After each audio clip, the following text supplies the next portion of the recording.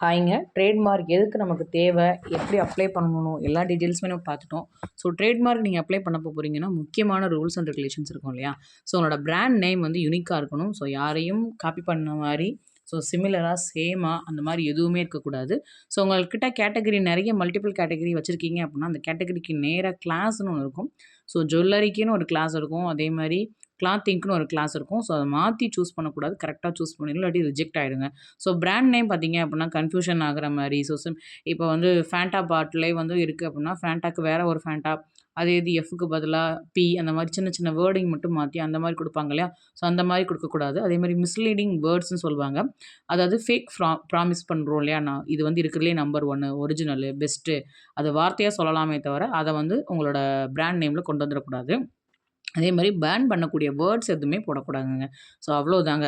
So important டிப்புன்னு பார்த்தீங்கன்னா இவ்வளோ தான். ஷார்ட்டா இருக்கணும் உங்களோட பிராண்ட் நேம், கேட்சியா இருக்கணும், அட்ராக்டிவா இருக்கணும். ஸோ லோகோ அட்டாச் பண்ணிட்டீங்க அப்டின்னா, உங்களோட ட்ரேட்மார்க் வந்து அடிச்சுக்கவே முடியாது. ரொம்ப ஸ்ட்ராங் ஆயிரும். ஸோ நீங்க லாங் லெவலா வந்து லாங் டெர்ம் கோலா வந்து நீங்க வந்து உங்க பிசினஸ கொண்டு போறீங்க அப்டின்னா, ட்ரேட்மார்க் வந்து ரொம்ப அவசியம்.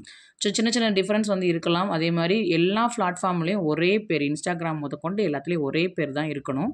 சோஷியல் மீடியாவா இருக்கட்டும் சரி, வெப்சைட்டா இருக்கட்டும் சரி, எல்லாத்துலயுமே ஒரு நேம், பிராண்ட் நேம் தாங்க இருக்கணும்.